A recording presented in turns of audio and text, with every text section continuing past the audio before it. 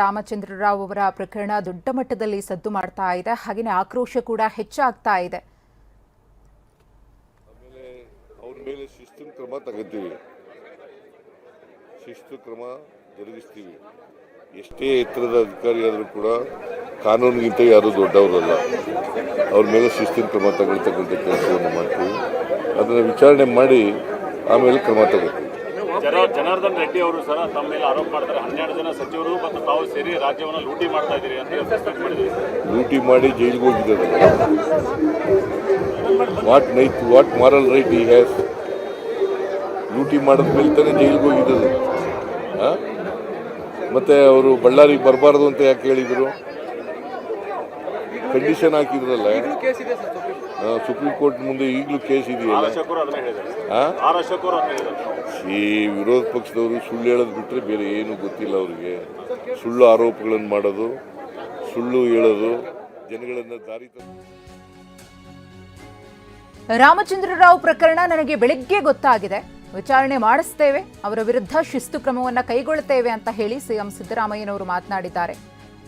ಎಷ್ಟೇ ಎತ್ತರದ ವ್ಯಕ್ತಿಯಾದರೂ ಕ್ರಮ ಕೈಗೊಳ್ಳುತ್ತೇವೆ, ಕಾನೂನಿನ ಮುಂದೆ ಯಾರೂ ದೊಡ್ಡವರಲ್ಲ ಅಂತ ಹೇಳಿದ್ದಾರೆ.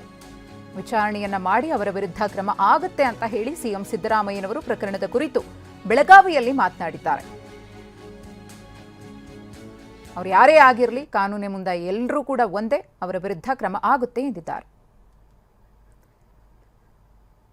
ಸಿಎಂ ಸಿದ್ದರಾಮಯ್ಯನವರು ಕೂಡ ಈ ಒಂದು ಪ್ರಕರಣದ ಬಗ್ಗೆ ಮಾತನಾಡಿದ್ದಾರೆ. ಬೆಳಗ್ಗೆ ನನಗೆ ಗೊತ್ತಾಗಿದೆ, ಮಾಹಿತಿಯನ್ನ ಕೂಡ ಪಡ್ಕೊಂಡಿದ್ದೀನಿ, ಶಿಸ್ತು ಕ್ರಮ ಆಗುತ್ತೆ, ವಿಚಾರಣೆಯನ್ನು ಕೂಡ ಮಾಡ್ತೀವಿ ಎಂದಿದ್ದಾರೆ.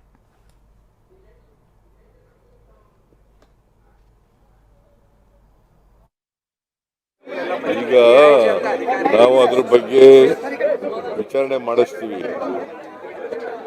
ನನಗೆ ಬೆಳಿಗ್ಗೆ ಗೊತ್ತಾಯ್ತು, ಆಮೇಲೆ ಅವ್ರ ಮೇಲೆ ಶಿಸ್ತಿನ ಕ್ರಮ ತಗೋತೀವಿ, ಶಿಸ್ತು ಕ್ರಮ ಜರುಗಿಸ್ತೀವಿ.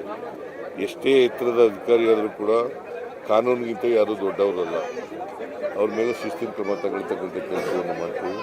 ಅದನ್ನು ವಿಚಾರಣೆ ಮಾಡಿ ಆಮೇಲೆ ಕ್ರಮ ತಗೋತೀವಿ. ಜನಾರ್ದನ್ ರೆಡ್ಡಿ ಅವರು ಸಹ ತಮ್ಮ ಮೇಲೆ ಆರೋಪ ಮಾಡ್ತಾರೆ. 12 ಜನ ಸಚಿವರು ಮತ್ತು ತಾವು ಸೇರಿ ರಾಜ್ಯವನ್ನು ಲೂಟಿ ಮಾಡ್ತಾ ಇದ್ದೀರಿ ಅಂತ ಲೂಟಿ ಮಾಡಿ ಜೈಲಿಗೆ ಹೋಗಿದ್ದಾರೆ. ವಾಟ್ ಮಾರಲ್ ರೈಟ್ ಈ ಹ್ಯಾಸ್? ಲೂಟಿ ಮಾಡಿದ ಮೇಲೆ ತಾನೇ ಜೈಲಿಗೆ ಹೋಗಿದ್ದು. ಮತ್ತೆ ಅವರು ಬಳ್ಳಾರಿಗೆ ಬರಬಾರ್ದು ಅಂತ ಯಾಕೆ ಹೇಳಿದರು? ರಾಮಚಂದ್ರ ರಾವ್ ಅವರ ಪ್ರಕರಣಕ್ಕೆ ಸಂಬಂಧಪಟ್ಟಂತೆ ಸಿಎಂ ಅವರು ಕೂಡ ಮಾತನಾಡಿ ಕ್ರಮ ಆಗುತ್ತೆ ಎಂದಿದ್ದಾರೆ. ಮತ್ತೊಂದು ಕಡೆ ಈಗಾಗಲೇ ದೂರನ್ನ ಸಹ ಕೊಡಲಾಗಿದೆ, ಅವರ ವಿರುದ್ಧ ಕ್ರಮ ಆಗಬೇಕು ಅಂತ ಹೇಳಿ. ಸಾಕಷ್ಟು ಹಿರಿಯ ಪೊಲೀಸ್ ಅಧಿಕಾರಿಗಳು ಕೂಡ ರಾಮಚಂದ್ರ ರಾವ್ ಅವರ ವಿರುದ್ಧ ಅಸಮಾಧಾನವನ್ನ ವ್ಯಕ್ತಪಡಿಸುತ್ತಿದ್ದಾರೆ.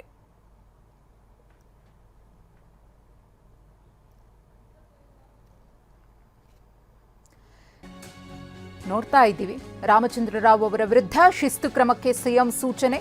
ಇಲಾಖೆಯಿಂದ ತನಿಖೆ ಮಾಡುವಂತೆ ಸಿಎಂ ಅವರು ಸೂಚನೆಯನ್ನ ಕೊಟ್ಟಿದ್ದಾರೆ. ಕ್ರಮಕ್ಕೂ ಮುನ್ನವೇ ರಾಜೀನಾಮೆಯನ್ನ ಕೊಡ್ತಾರಾ ಡಿಜಿಪಿ ರಾಮಚಂದ್ರ ರಾವ್? ಸಾಕಷ್ಟು ಆಕ್ರೋಶ ವ್ಯಕ್ತವಾಗ್ತಾ ಇದೆ. ರಾಜೀನಾಮೆಯನ್ನ ಕೊಡಲೇಬೇಕಾದಂತಹ ಪರಿಸ್ಥಿತಿಗೆ ರಾಮಚಂದ್ರ ರಾವ್ ಅವರು ಬಂದು ನಿಂತಿದ್ದಾರೆ.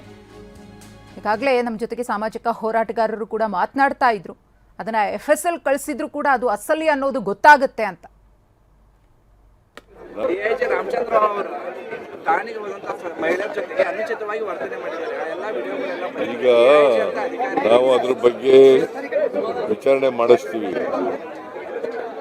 ನನಗೆ ಬೆಳಿಗ್ಗೆ ಗೊತ್ತಾಯ್ತು, ಆಮೇಲೆ ಅವ್ರ ಮೇಲೆ ಶಿಸ್ತಿನ ಕ್ರಮ ತಗೋತೀವಿ, ಶಿಸ್ತು ಕ್ರಮ ಜರುಗಿಸ್ತೀವಿ. ಎಷ್ಟೇ ಎತ್ತರದ ಅಧಿಕಾರಿ ಆದರೂ ಕೂಡ ಕಾನೂನಿಗಿಂತ ಯಾರು ದೊಡ್ಡವರಲ್ಲ. ಅವ್ರ ಮೇಲೆ ಶಿಸ್ತಿನ ಕ್ರಮ ತಗೊಳ್ತಕ್ಕಂಥ ಕೆಲಸವನ್ನು ಮಾಡ್ತೀವಿ. ಅದನ್ನು ವಿಚಾರಣೆ ಮಾಡಿ ಆಮೇಲೆ ಕ್ರಮ ತಗೋತೀವಿ. ರಾಮಚಂದ್ರ ಅವರು ಠಾಣೆಗೆ ಹೋದಂತ ಮಹಿಳೆಯರ ಜೊತೆಗೆ ಅನುಚಿತವಾಗಿ ವರ್ತನೆ ಮಾಡಿದ್ದಾರೆ. ಈಗ ನಾವು ಅದ್ರ ಬಗ್ಗೆ ವಿಚಾರಣೆ ಮಾಡಿಸ್ತೀವಿ. ನನಗೆ ಬೆಳಿಗ್ಗೆ ಗೊತ್ತಾಯ್ತು, ಆಮೇಲೆ ಅವ್ರ ಮೇಲೆ ಶಿಸ್ತಿನ ಕ್ರಮ ತಗೋತೀವಿ, ಶಿಸ್ತು ಕ್ರಮ ಜರುಗಿಸ್ತೀವಿ. ಎಷ್ಟೇ ಎತ್ತರದ ಅಧಿಕಾರಿ ಆದರೂ ಕೂಡ ಕಾನೂನಿಗಿಂತ ಯಾರು ದೊಡ್ಡವರಲ್ಲ. ಅವ್ರ ಮೇಲೆ ಶಿಸ್ತಿನ ಕ್ರಮ ತಗೊಳ್ತಕ್ಕಂಥ ಕೆಲಸವನ್ನು ಮಾಡ್ತೀವಿ. ಅದನ್ನು ವಿಚಾರಣೆ